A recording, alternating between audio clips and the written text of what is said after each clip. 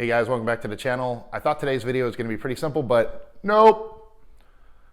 We got the Apple MagSafe battery pack right here. This thing has been embroiled in controversy pretty much since it was announced. So today what I want to do is run through it with you guys. I'm going to dispel some myths that are out there. I'm going to go through how it actually works, and then we're going to talk about different specifications and what I encountered. So sit back, relax, enjoy the show.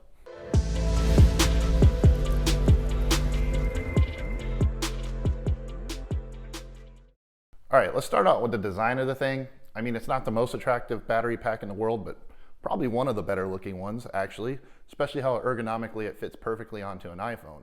I mean, it's a big bitch, but it's 114 grams and it is rated at 7.62 volts, which is something that we'll talk about in a second, but it's a 1460 milliamp battery at 11.13 watt hours. Now, if you notice, the voltage on this thing is about double what normal voltage would be. So the 1460 milliamp rating on this thing doesn't tell the whole story. It is a dual cell 1460, but it is not two 1460 milliamp batteries inside of this thing. So the way it performs is when you take into account the voltage in the rating on the battery pack, it actually performs more like a 2200 milliamp battery in my testing. So it's not exactly a powerhouse in size and capacity, but it performs a lot better than it would seem. It also only takes about an hour to charge this, and when it goes to zero, it uses the entire juice of the battery pack. A lot of people have brought up the fact that there's third-party batteries that are available for cheaper, and that's a fact. However, there's a lot of little small things that are attached to them. For one, they don't attach quite as secure as the Apple branded one, and that's usually because they're either bulkier, wider, thicker, stuff of that nature. The other thing about using a third-party battery is they don't discharge all the way to zero, or none of these batteries really quite go to zero, but you get a lot more rated capacity when you go with the Apple one than you would from like a 5K MagSafe third-party one. And then the third thing about that is it takes longer to charge the third-party batteries as well, because not only are they bigger, but they're less efficient usually. I can charge this thing, as I said, in about an hour just on a 20-watt charger.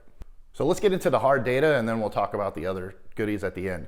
So I'll start out by saying, if you watched a review and somebody charged it, threw it on their phone and used it one time and told you how many hours it lasted, it doesn't quite paint the right picture. The reason is there's some kind of firmware associated with this thing, and Apple does its magic. So it throttles itself, sometimes it boosts the power, and it behaves differently depending on what situation, which phone, and what charge rating your phone's at when you use it. So it's important to check this out. So I've checked this thing out from a dead phone with 100% battery, a 70% regular use, like if you popped it on during the day, and then when both of them started 100%, to compare and contrast the differences in performance for you. So a couple of caveats about how I did my testing. I'm going to assume that you bought a battery pack that attaches to the phone because you want to use the phone on the move while you're charging it. So all of these numbers, I'm going to include the screen on time. That's how much I used the phone while the battery was attached. So you can get an idea of not only how much it charged the phone, but the use that I got at it while it was charging as well. So for my first test, I tested the phone at approximately 70% here, and the battery was at 100%.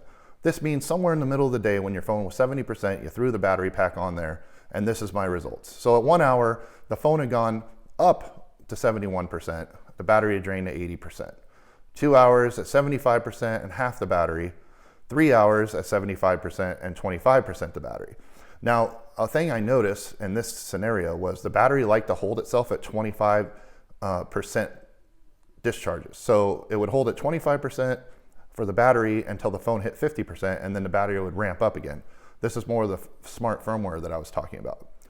At 4 hours, the phone was at 54%, 10% battery, and all in all, I got 4 hours and 45 minutes out of the battery itself before it died, but the phone still remained with 59%. So during that time, I used the phone for 4 hours and 15 minutes. When you look at that extension, that's pretty solid time and more than just the milliamp rating on the battery pack would indicate. So the next test was from zero. The phone has nothing and the battery is 100%. So I went ahead, plugged it in, and the first 30 minutes, the phone charged itself up to 12%, took 20% of the battery. At an hour, it was 18% with 70% battery. 2 hours in, the phone was up to 34% charge with 20% battery. And in a mere 2.5 hours, the battery had depleted itself. Now what's important to notice, again, this is an iPhone 12 Pro Max, and in 2.5 hour time, I was able to use the phone for over 2 hours, 2 hours and 15 minutes on the screen doing stuff, and it still left me with a 36% battery, which for an iPhone 12 Pro Max means over 3 hours. So in this scenario, it basically provided me over 5 hours of use. And then finally at the end here, this is where I got the most efficiency out of the battery. Both were at 100%, took them off the chargers, same time, popped that bad boy on there. And we all know that iOS likes to lie about the percentages at the beginning. That first 10% kind of takes forever and then it drops quicker. But as you can see here, even by the 3rd hour, I had 100% battery still showing, and it was running the first 10% until it got to 90 just off the phone. So this is another thing that's differentiated between a third-party battery. Third-party battery would continuously try to pump voltage into the phone, and that takes more wear and tear on the phone battery itself. So it's smarter, which will probably extend the life of your actual device as well, on top of the way that this thing charges efficiently. So you can see all the way out here, I got to 7 hours of use. And at the end of the 7 hours, it left me with 100% battery on my phone. Now, I didn't use it at an 80 or 90% screen rate that I did on the other tests, but at 4.5 hours of screen time, that's still pretty impressive. So that basically means that I was able to get 7 hours. Now, if I used the same 80 or 90% screen usage that I had done on the other test, you can actually extrapolate that out, and I still would have got about 4 or 5 hours of extra use.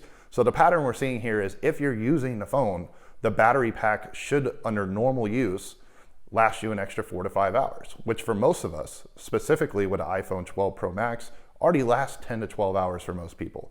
So this will give you a full 16-hour day easily. If you're going to Disneyland, the beach, Vegas Strip, stuff like that, it's more than usable for an entire day. So some odds and ends here, it also functions as a regular Qi charger. So if you plug it into a cable and you set it on a desk or a table, you can pull your Samsung S21, your Google Pixel, or whatever phone you have that has wireless charging and slam that bad boy on there also. So it does have other advantages. Now, one of the cool things about the fact that it's an Apple MagSafe is when it's attached to your phone, it can charge the phone at 15 watts flow through. So that means if you plug in the battery pack, put the battery on your phone, it will actually charge your phone at 15 watt rate when you use a 20 watt or 30 watt charger. A couple other strange findings, the LEDs only blink momentarily. I would expect or had hoped that they would stay on to indicate charging the whole time. They don't. It gives you a yellow light or a red light briefly for about 3 to 5 seconds, and then it turns off while it's charging. So the only way to really know how charged the battery is to throw it on the phone and use the widget. It's a little bit odd. Another little anomaly I noticed is if you're listening to music or watching content on your phone, the battery pack itself seems to vibrate. It can be a little bit annoying depending on what you're doing. So if you're gaming for a long time, it's got a tiny little bit of buzzing to it. Not the biggest deal in the world, but I did notice it. And then finally, I did this just in the name of science. Absolutely do not do this. It is not rated for it, and it will probably break if I ever tried it again or anybody else tried it. Do not do this, but in the interest of science, I put it on the phone and I dipped it in the pool. It lived. It still works 100%. Now, I did dry out the ports completely and all that good stuff, but it's not rated. Do not do that, but it lived. All right, so where does that leave us? In conclusion, I was probably the biggest hater on the earth when I bought this thing and had no expectations of enjoying it, using it. I wanted to get it, prove to everybody what a piece of crap it was, and then tell you about it. Unfortunately, that wasn't my finding. Now, the price is steep at $99, but the fact that it fits so perfectly ergonomically on the back of the phone, fits in your pocket, you can go a whole day, all right, and take this thing with you. You could share it with others. You can charge third-party phones with it. The smart software on it is really the selling point on this thing. There is no way that you could have an iPhone 12 Pro Max and not go the whole day. Now, of course, I'll show you here. This is how it fits on the Mini, a little bit snugger, and here's on the iPhone 12 as well. Snugger still.